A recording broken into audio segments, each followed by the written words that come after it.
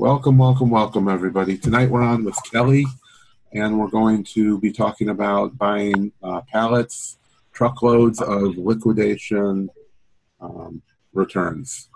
So this is a very, hotly questioned topic that I get tons of questions about. Should you buy returns? Should you buy them? And, the answer to that, like everything, it really depends on what you're buying.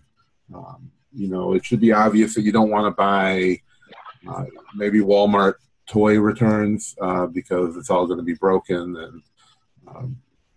But if you're going to be buying, things, kitchen, home categories, seasonal items, I'm sure everybody knows I buy a lot of seasonal items because you can buy them at the lowest cost, which would be as returns, but usually it's not even returns. All they're doing is taking everything off the shelves at the end of the season, putting them in boxes, and they go back to the distribution center for the store, and then it's going to go to the liquidation company.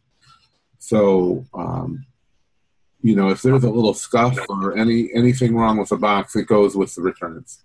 So it's not, always items that are returned. So, Kelly, I believe you're buying a lot of home type products, home improvement, maybe some tools, things that really aren't going to be getting much damage, right? Yeah, that's what I mostly sell, home improvement stuff like you might get at Home Depot or Lowe's. I like it because the dollar amounts are very high. I realize the benefit of groceries. But I also like to sell a heater or a sump pump or even a faucet, expensive faucets for $200-300 a piece. I feel like I get more bang for my buck. It's easier to pack up one product and make a couple $100 than it is to pack up, 50, making $2 each. And I have done Amazon returns. I've been satisfied with my Amazon returns. What I found is the Amazon returns have been in very good condition. I would call them new condition, even though they're considered returns. They call them returns.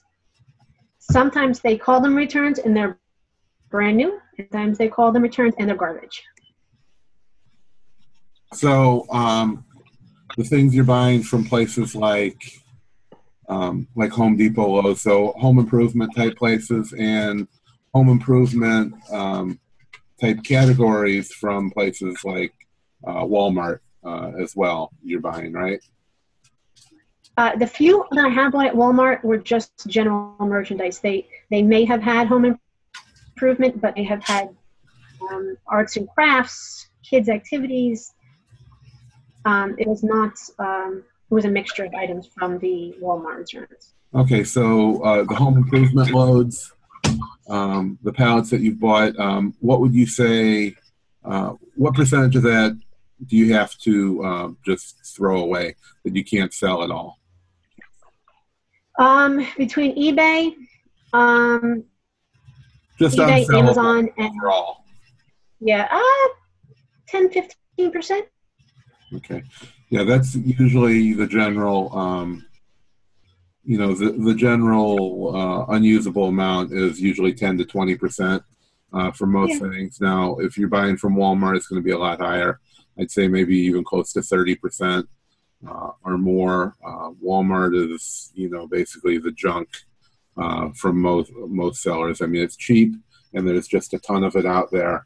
So, everybody is selling Walmart. So if you're going to buy from Walmart, just be conscious that, everybody's selling it. And if it could be somebody that just doesn't care what they're selling you. So, always try and vet your sources. Make sure if you're buying Walmart loads that it's from a good source that actually cares if you buy from them again. A lot of the companies out there, it's just trying to turn and burn it. So if you see those ads constantly from these companies where they're paying for advertisement, then, a good company doesn't have to pay because the people are already going there to, to get the product from them. So if they're advertising and paying to get you as a customer, then you might not want to be going to them. The ones that you have to actually seek out on your own are the ones that you want to buy from. I mean, there's a ton of Facebook groups out there and, message boards and websites where they have a ton of stuff listed. The best bet that I have found when looking to source is go to their website, make sure they have an actual website, and see if they have some pictures posted of their warehouse, their building. Because if they have a big building, they're going to have it on their website. A lot of them are just don't even have a building. They're, sitting in a bedroom or an office somewhere, and they're just finding loads from the real companies and marking it up and selling it to you. So those aren't the people you want, because you can find the actual sources yourself.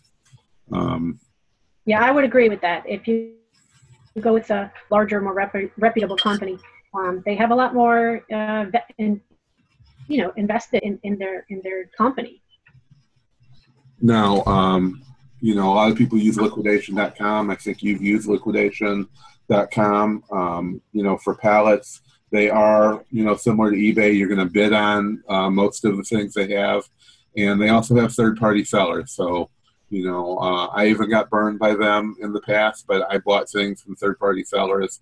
I wasn't buying pallets. I bought, some small lots of cosmetics. So you just have to be careful of who you're buying from.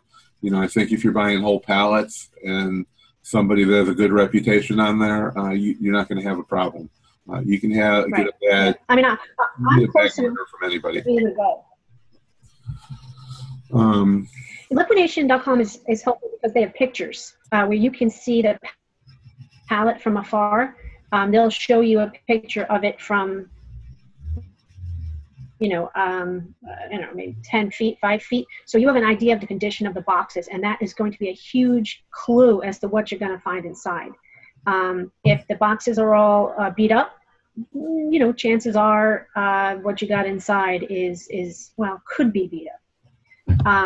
If the boxes are pristine and perfect, and there's more than one of the same product in that lot, usually, even though it's returns, it ends up being just surplus, just regular liquidated products, because you don't usually get 10 faucets on one pallet if they're actually returns, but they sell them as returns. Right. So you've given us some pictures of what you actually have. I'm going to go ahead and share my screen, and we'll go over that, and we can go over, the process of actually going through what liquidation.com has, because they have, a ton of stuff. So if you're lucky enough to be near one of their centers, you can refine it down to what they have at those places, or you can have the thing shipped to you. If it's a box full, they'll ship UPS, or if it's pallets, they'll ship it freight to you. So there's a lot of options there, and they do have several warehouses around the country. And they will let you drive there. Right. You can pick them up. So, yeah. All right. So this is just one example of what was there. If this is considered a return, you can see the strapping on it still. Slight scuffing, but it was a brand new product. It said it was a return. It clearly was not a return. Right. So scuffs on an item like this, I would sell this as new still. Scuffs on a toy box, shelfware, I would not sell as new. That's really up to you.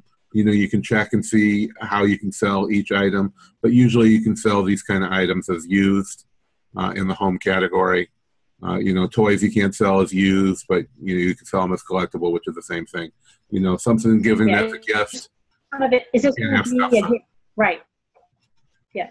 If it's if it's something they're going to rip up and throw in the garbage can, then a little scuff on it is not as big of a deal, and you're really better off selling this stuff on FBA, because it's only going to cost you know, at the most 50 cents a pound to be shipping.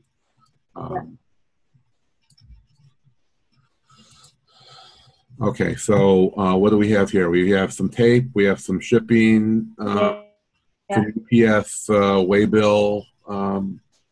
I would say here that this is an important thing for buying returns, particularly home improvement returns.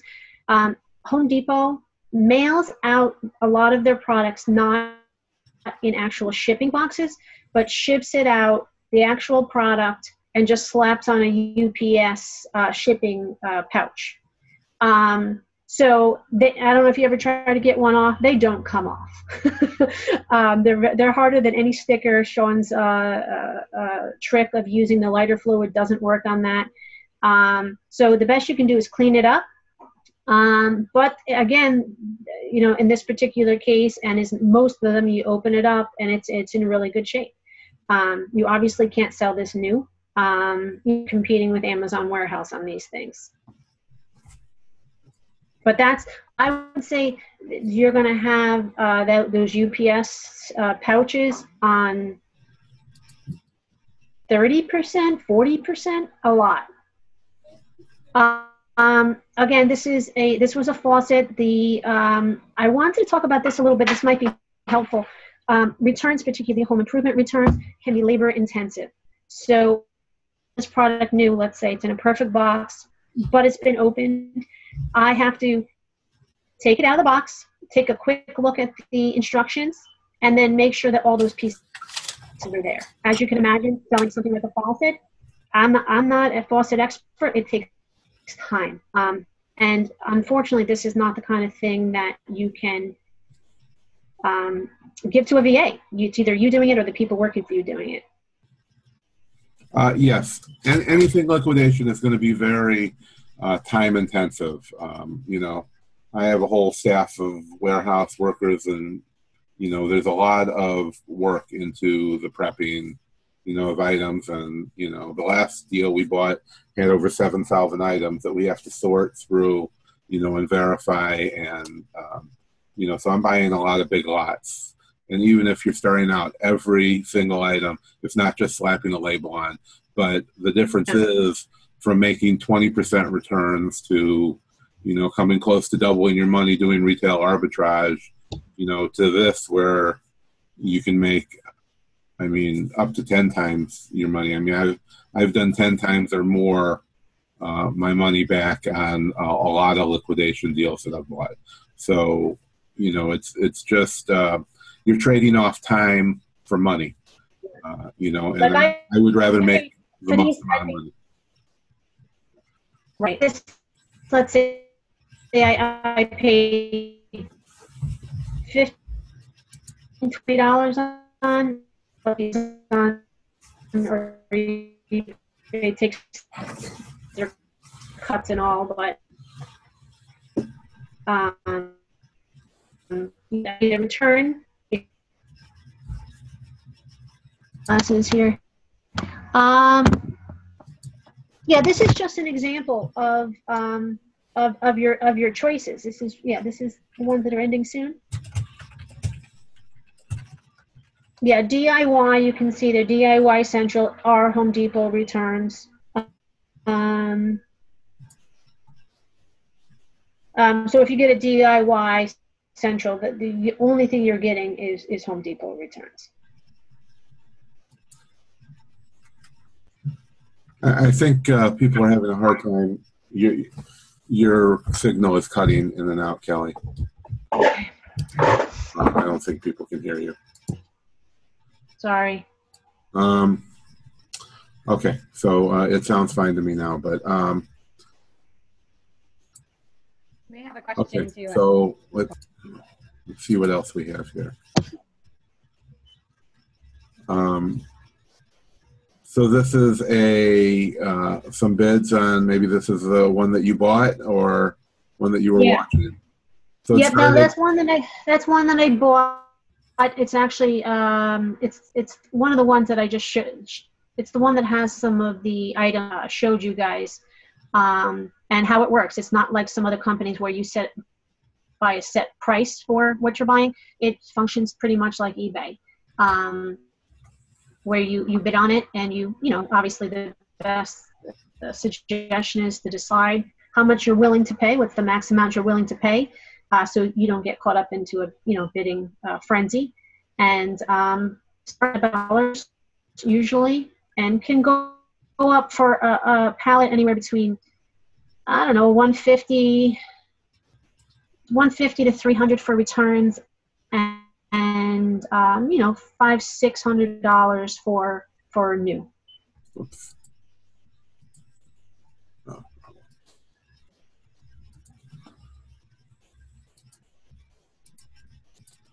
Okay, so we looked at these. Okay, so is this the manifest for the same pallet now? You should have that. Yeah, that's it. That's the manifest. This is what they provide you. The product, how many you're in there, the retail price, which of course many of us know is not what it's going to sell for. I mean, sometimes it is, and sometimes it isn't. You have to do your research. PC Right, code. so, yeah, so it has a product, the quantity, how many is in that pallet or lot or truckload. The retail price is the cost per item, and then the total, you know, if there was 5 of them or 10 of them, it would multiply the retail price times the quantity, and the manufacturer if it's available, and of course the UPC, which is the most important part. I think you're froze up now, Kelly.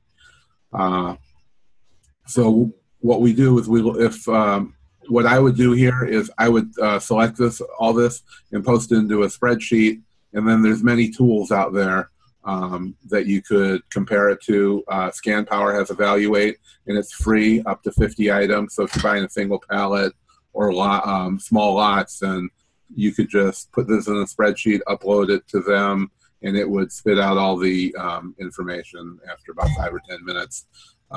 You know, based on the UPCs, it would compare it to Amazon, look at the, you know, the pricing information, show you the sales rank, how much you'd make after fees, and all that information. So you could make a better educated guess at how much you would want to bid. Yeah. I mean, on average, I would say for most of these Home Depot returns, I'm paying about 20-25 cents on the dollar for whatever they say the MSRP is for the whole lot. It's about what I usually pay. Okay, so this looks like the description. It has a manifest.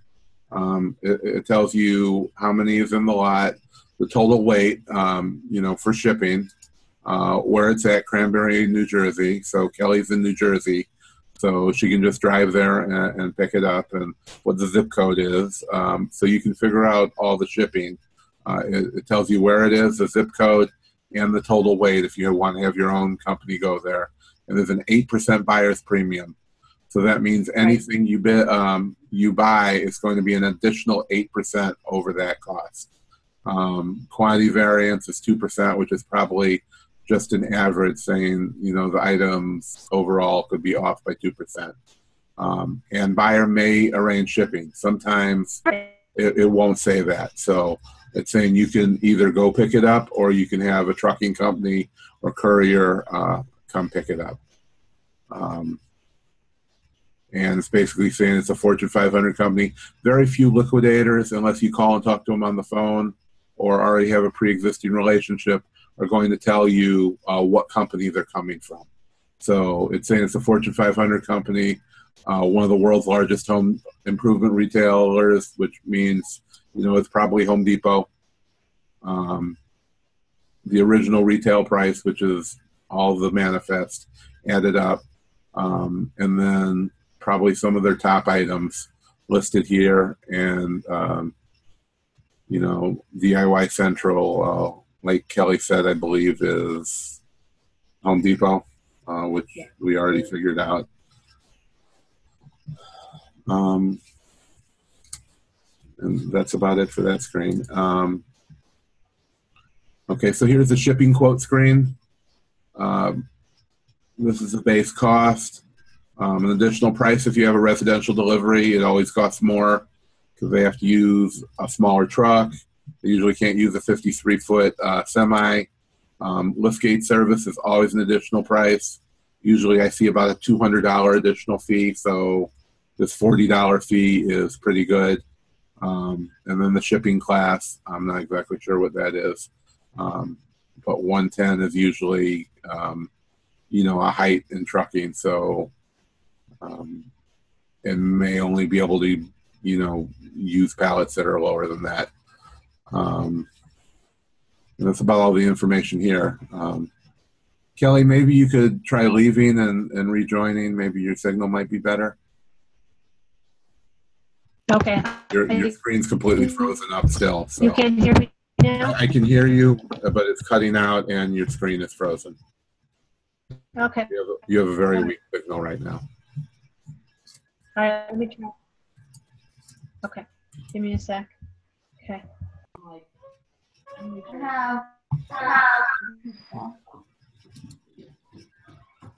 Okay, and the last picture, hopefully Kelly makes it back, but the last picture is something really important that if you haven't done liquidation and you want to get into this, it's something that you really need to pay attention to, because their idea of new and used, returned, salvaged, shelf pulled, refurbished are going to be a lot different than what yours probably will be or what Amazon's are. So you really want to familiarize yourself with these. Used is used assets that were previously sold and put into use. So that basically means they were returns. Me too. But they possess notable cosmetic defects and blemishes. So this is something that you really want to worry about with any company you're buying from. Not just, we're showing you the information from liquidations.com, but this could apply to any company. You really need to know what their idea of a shelf pull or use or return. Like afterwards, like a Yeah, but yeah, but you can go. I got my hair on. Can't see them. Okay. I would say diamond oil. Any better, Sean?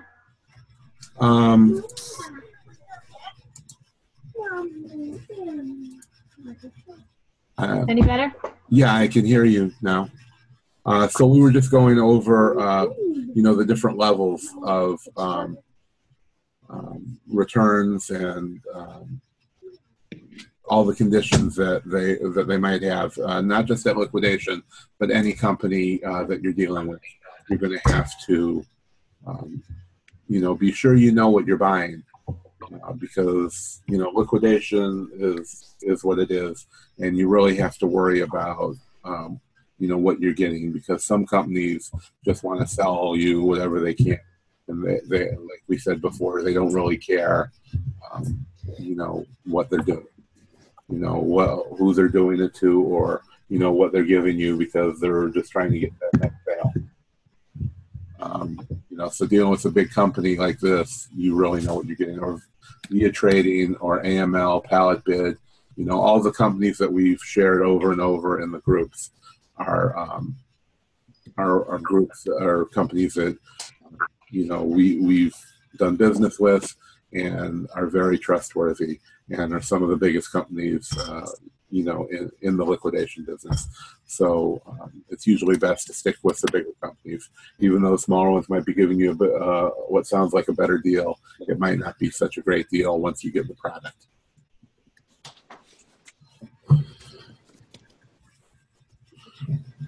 I'll add, if this is helpful. Yeah, can you hear me? Yeah. One of the things that would be important to keep in mind when you are buying the returns is that occasionally, maybe 5% of the time, the barcodes are cut out, and if the item has to an original customer and then returned, their address is on that, and they will cut that out sometimes. I would say that's probably cut about 10% of the time. And then there's always a sticker on the barcode, but they're easy to remove with Sean's suggestion of the lighter fluid. Okay. It just makes researching it for Amazon a bit harder without the barcode. Right. Definitely, but you know, if you're getting something that is manifested, then you really don't have to worry about that. Right. Let me just see if I can find you. You just can't use your little scanner gun on it. Right, but if you if it's manifested, are you talking about unmanifested lots? No, either way, it's just more difficult without the barcode. Because I use the scanner. I mean, you can do copy paste and put it into Seller Central, or put it in, you know, to another listing app. Just in case people didn't realize that stuff sometimes is cut out.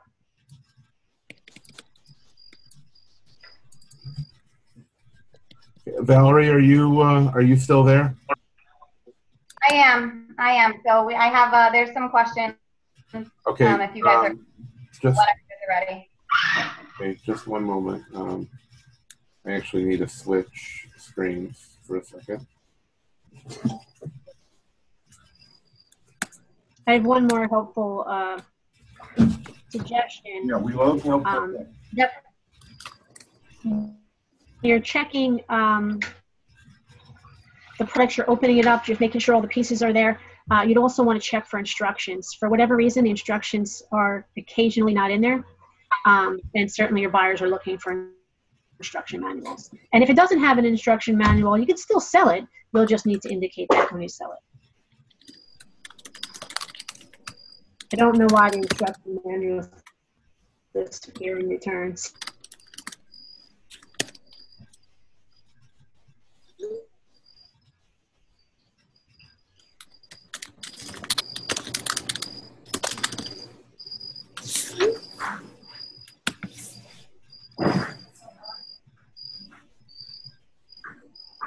I can also, I can offer another bit of information based on my experience. If there are returns for people might want to use temporarily and return back to the store,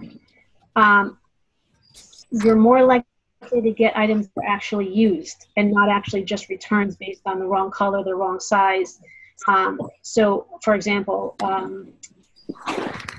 portable air conditioners. People buy them, they use them while their air conditioning is broken, they return them. So you'll end up with a product that is actually used. Learned that from experience. Kelly, you can answer, actually, we don't need Sean for this one, but Jimmy had asked if liquidation.com is the only site that you use. That's what I use. Yeah, I use liquidation.com, but I'll use the Home Depot, I'll do the Walmart, I'll do Amazon returns, all from them. I primarily have been using them because they're so close to me and I don't have to worry about it.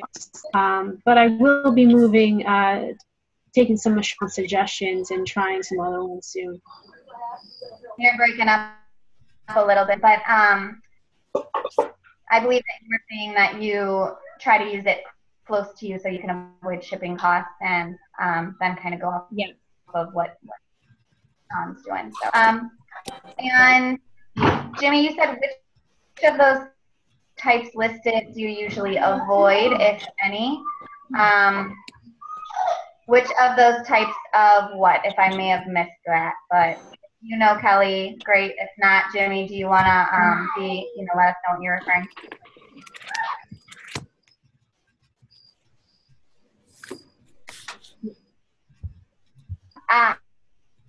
Okay. Did it get answered for you, or do you want to go back? What things do I avoid? Like I said.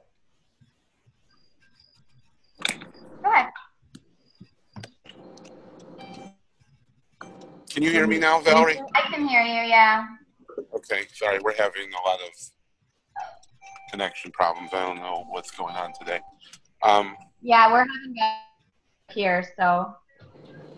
Okay. Well, sorry, everybody. Yeah. Well, we've posted a lot of different ones. Now, if you have a liquidation.com warehouse close to you, then it's a great source because you can just go and pick it up. So if you're only buying a pallet or two, you can go pick up your pallet, unload it, pick up another one. Depending on what kind of vehicle you have, it's a great, to save quite a bit of money, because if you're just getting a couple pallets shipped, it could still cost you, $200 or $300 depending on where it's coming from and how many states it has to go through.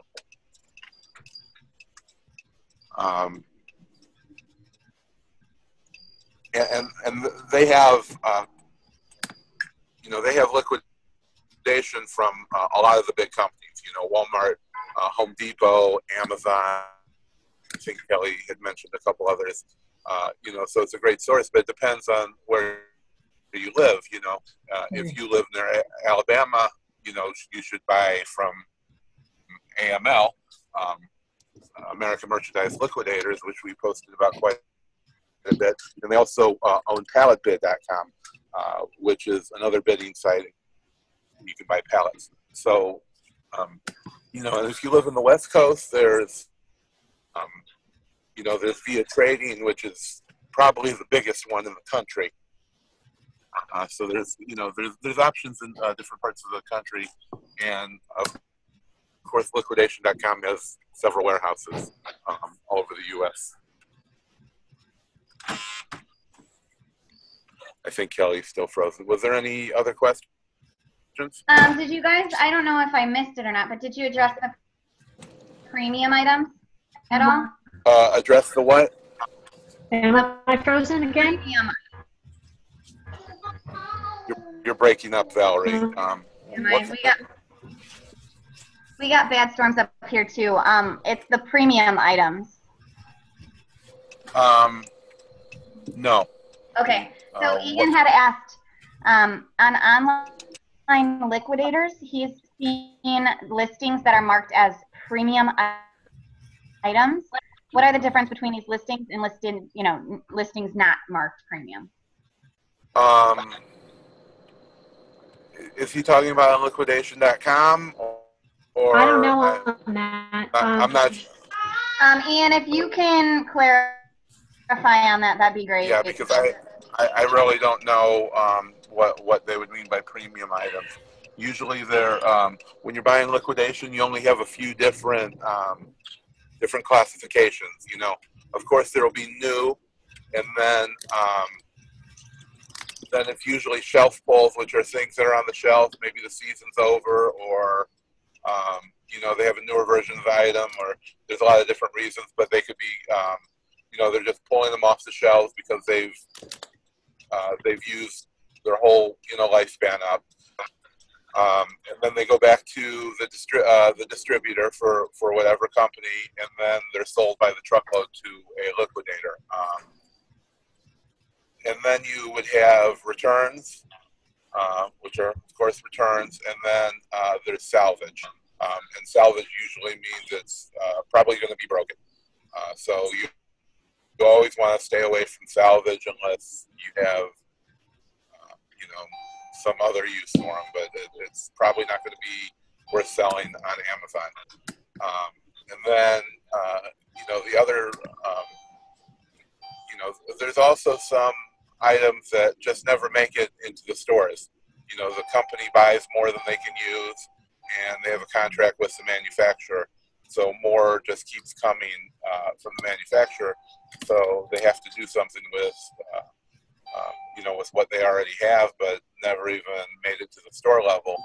So that goes into liquidation as well. So you have all these different levels, and you really need to know what the company you're buying from, what they're calling it is actually what you think it is. So, if you're going to buy something, returns, you're going to know it's returns, but if it's shelf pulls or they say it's used or something else, you need to actually find out what the source of it is. If it was taken off of the shelf, or if it was sold to an end user, or maybe even just sold to the store. and then went to the liquidation company. These are all things that are important to know, because obviously if it was never sold in a store, then it's probably going to be able to be sold as new. Yeah, and I would add too, it is not always what they say it is. Even the new things that I pick up, they're dusty. It's a dirty job to get the returns, because lots of times they're dusty and dirty. That can be cleaned up, wiped up. They describe it as the definition of new that you just read on the other picture. On the other photo was, exactly the way it was from the manufacturer. It's not like that sometimes. A lot of the times it's not. It's dirty, it's dusty, and has to be cleaned. Not the inside, the outside. I mean, the outside boxes as they've been moved from warehouse to warehouse to warehouse.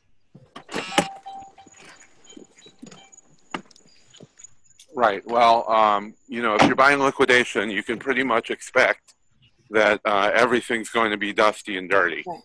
Right. Like I said, it's a lot of work. So, if you have more time than money, then it might be something to look into, or if you really want good returns.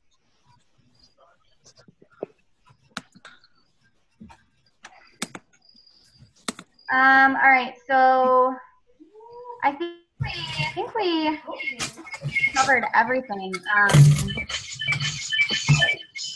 Jimmy had asked about when you had it on the computer about if you avoid any listed items.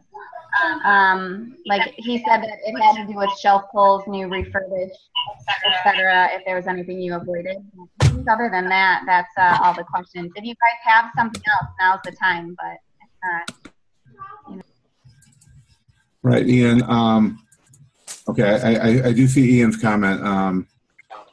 So if they're just saying it's premium items, it's that maybe they're going through the pallets that they're buying, and they're just they're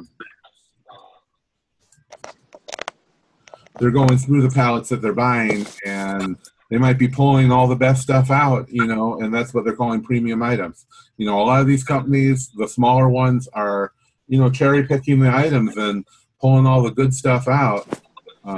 So I might want to be a little leery of a company like that. I mean, you can buy the premium stuff for more, but then when they're trying to sell you the regular stuff, you can probably expect that it's not going to be, anything that's great in there.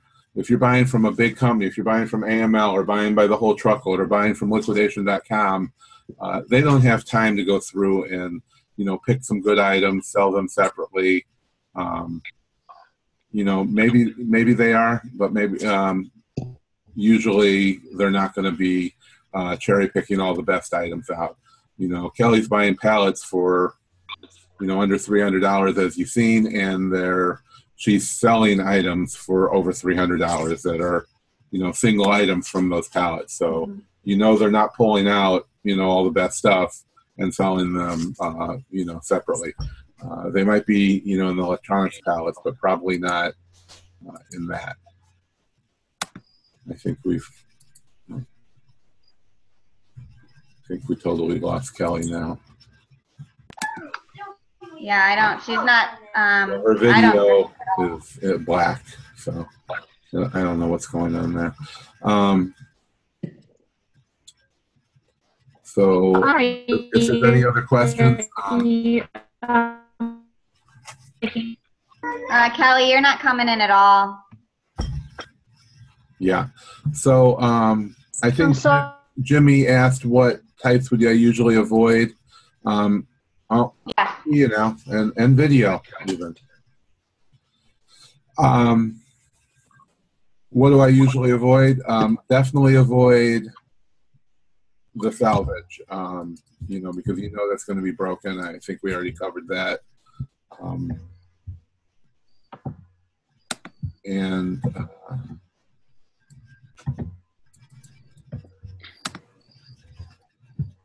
Right, and there'll be a replay. We'll upload the replay, so you'll be able to look at all the pictures again. But if you go to liquidation.com, I think we'll make another video in the future where I'm going, we can walk through doing an actual buy when our video is working a lot better. And I can show you how I would, download the list and put it into, Scan Power, Evaluate, which is actually free if you're not subscribed to Scan Power, and how you would order, what to pick, and there's a lot of stuff there. So just go back and watch the video, look at the pictures we shared, and if you have any questions, just ask me in the group. I can help you with, if you're having a problem with a buy, or especially if you have somebody that you're not sure if you want to buy from, let me know, and I'll take a look at the company, or I may have dealt with them in the past. But if you just search for #liquidation in the group, you will see all the different reputable companies that I know that we deal with that have just a ton of stuff. I mean, they're buying dozens of truckloads every day. Nice donut. And I can compile a list too, if we want to put some of the sites in the group, like list what we went over. Yeah, we can compile a list, but for anybody that has any extra questions, just post in the group, and we'll help you out. We don't, that's what we're here for. We don't want anybody to buy a bad load just to buy liquidation. So do your due diligence, get pictures, and make sure it's a company that you want to deal with, because there's probably a lot of them out there that you don't. So stick with the big companies until you have plenty of experience. All right, we'll see you in the groups, and we'll talk to everybody Monday. Thanks for coming.